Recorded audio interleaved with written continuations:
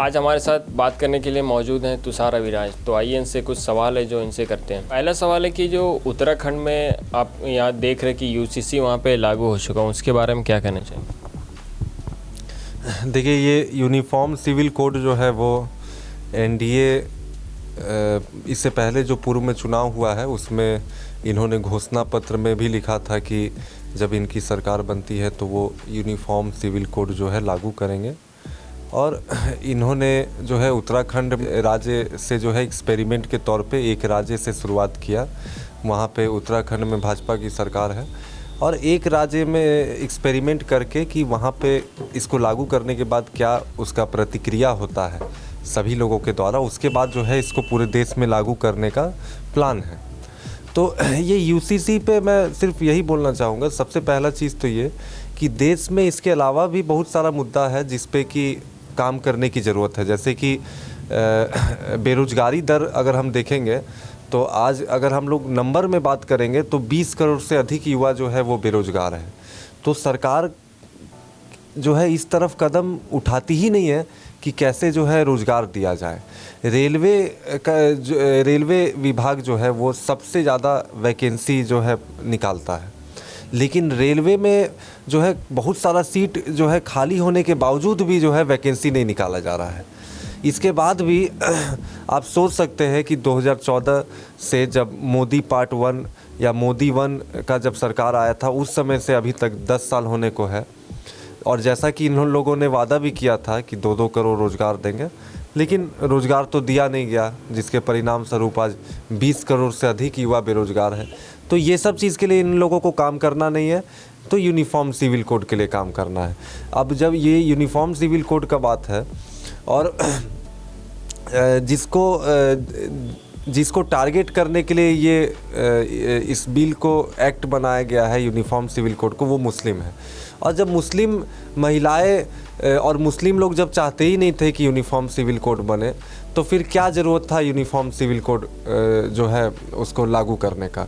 और ये लोग जो है 1947 के टाइम में जब संविधान बन रहा था और जब सारा का सारा लॉ बन रहा था, ठीक है, मुस्लिम marriage law, Hindu marriage law, तो उन लोग इतना तो काबिल ये लोग नहीं है कि जो है ये लोग खुद से ही सारा कुछ करें। और अगर यूसीसी का ज़रूरत ही था तो उस समय डॉक्टर भीमराव अंबेडकर और भी जितने भी लोग कॉन्स्टिट्यूएंट असेंबली में थे उस समय ही यूनिफॉर्म सिविल कोड लागू करते, लेकिन ऐसा किया नहीं गया। तो ये लोग खुद को काबिल समझते हैं और जो असल मुद्दा है उस पर काम नहीं करके जो है सेकेंडरी चीज़ है उस पर काम कर रहे हैं। दूसरा सवाल ये कि एनआरसी के ऊपर आपका क्या कहना है?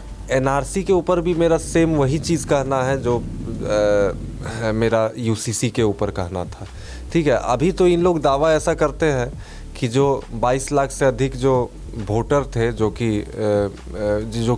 गलत तरीके से वोट देते आ रहे थे, और इन लोग का दावा में ये कहना है कि वो इन 22 लाख वोटर को अलग कर चुके हैं। तो जब ये कर चुके हैं तो फिर ये एनआरसी सीए का मुद्दा जो है प्राइमरी हो नहीं जाता है। लेकिन ये चीज़ क्यों कर रहे हैं?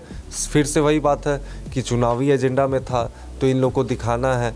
और ये एनआरसी जो है वो असम में भी हुआ, कितना जो है वहाँ पे परेशानी सभी लोगों को झेलना पड़ा, क्योंकि वो लोग तो एनआरसी इसलिए वहाँ पे किए असम में क्योंकि उन लोगों को मुस्लिम को टारगेट करना था, लेकिन मुस्लिम से अधिक तो जो गैर मुस्लिम थे उन लोगों के पास पेपर नहीं था।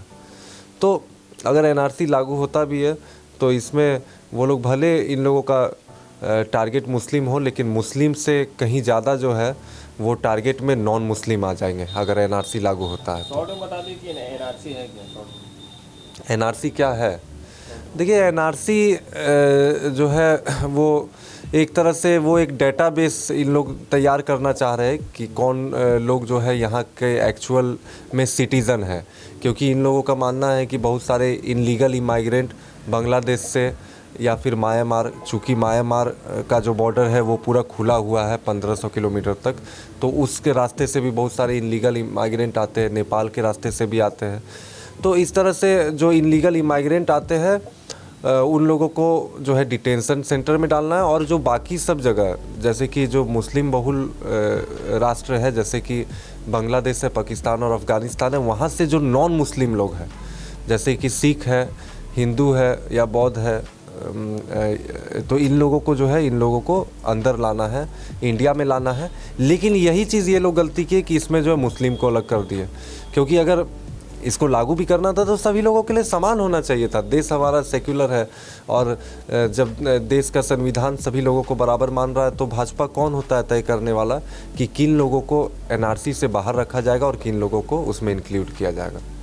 अभी आपने सुना हो कि लाल कृष्ण आडवाणी को जो भारत रत्न मिलने वाला है। भाजपा का सरकार है और भाजपा का सरकार में तो ऐसा लग रहा है कि मुझे वो वेलकम फिल्म में नाना पाटेकर का एक सीन याद आता है। वो जो है ठेला में आलू ले लो, कांदा ले लो बोलते रहते हैं, तो उसी तरह नरेंद्र मोदी जो है अभी भारत रत्न ले लो, भारत रत्न ले लो ऐसा कर रहे हैं। और अभी 5 लोगों का घोषणा कर दिए पिछले 10 दिन के अंदर में, जिसमें कि कर्पूरी ठाकुर जी का किए, तो वो हम मानते हैं कि उनका जो है वाकई में सामाजिक न्याय को स्थापित करने के लिए उनका योगदान है देश में। लेकिन लाल कृष्ण आडवाणी का क्या है?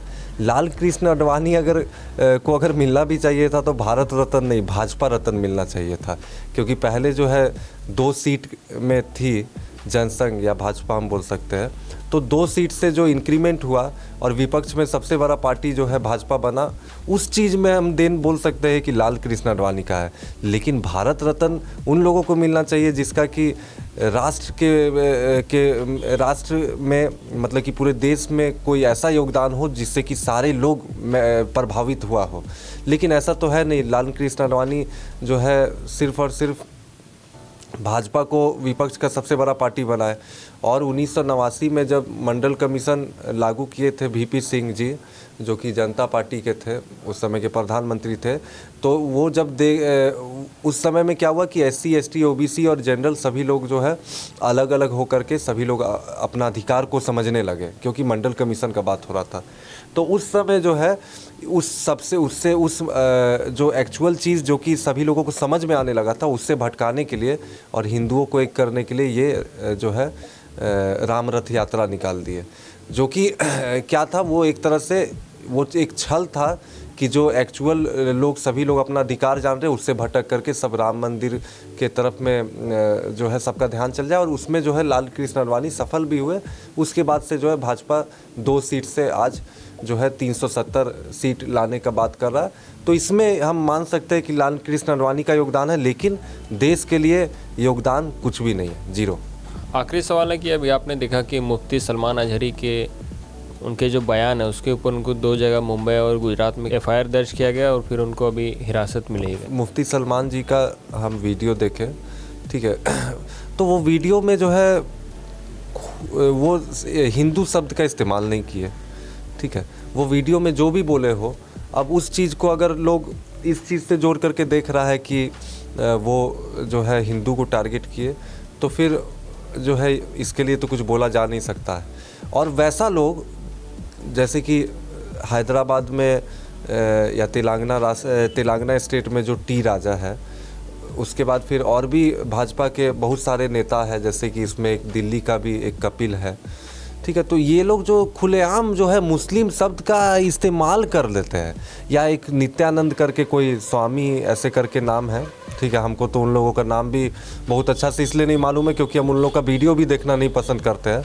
तो वो कोई नित्यानंद करके है, वो तो डायरेक्ट बोलता है कि मुस्लिम वर्ड का यूज़ करके बोलता है कि मुस्लिम को काटो, गोली मारो, या कुछ भी इस तरह करके। हम एग्जैक्ट नहीं बोल सकते क्या बोलता है, लेकिन वो लोग, हमको इतना मालूम है कि डायरेक्ट मुस्लिम शब्द का इस्तेमाल करके जो है वीडियो बोलता है। लेकिन उन लोगों पे केस जो है नहीं होता है, उन लोगों पे भड़काऊ भाषण देने का केस नहीं बनता है, ना ही अरेस्टिंग किया जाता है। लेकिन मुफ्ती सलमान या कोई भी मुस्लिम आदमी अगर कुछ भी बोल देता है तो डायरेक्ट बोल दिया जाता है कि जो है ये भड़काऊ है और जो है उनको गिरफ्तार कर लिया जाता है। तो ये दुर्भाग्य है।